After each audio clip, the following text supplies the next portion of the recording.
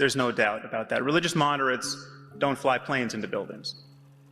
Religious moderates don't organize their lives around apocalyptic prophecy, and that's a very good thing.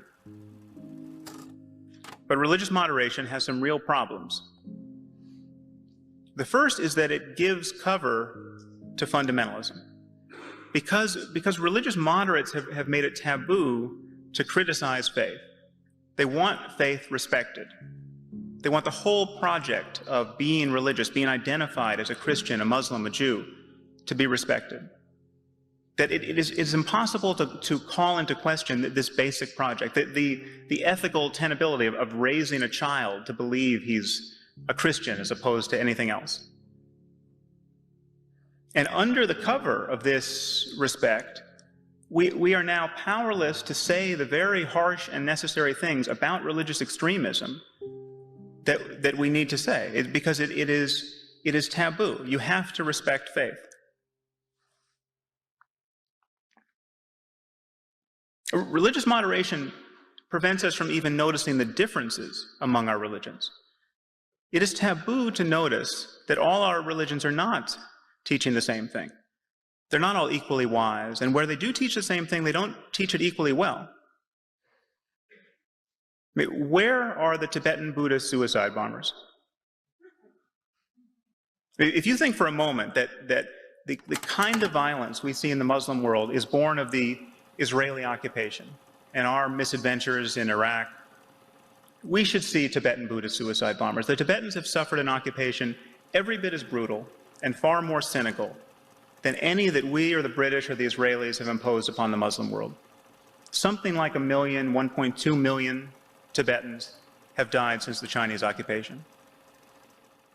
Where are the throngs of Tibetans in the streets calling for the deaths of Chinese non-combatants? Where are the Tibetans blowing themselves up on Chinese buses, at weddings, in crowds of children, in front of the offices of the Red Cross and the UN? It's not happening. It's not likely to happen.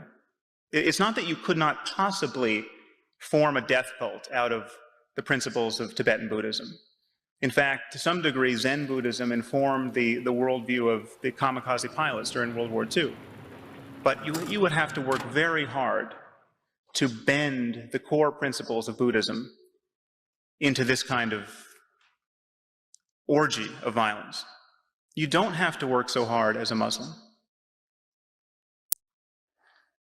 And it would be impossible as a Jain. I mean, the Jains, this religion of India that has some 10 million subscribers, I think,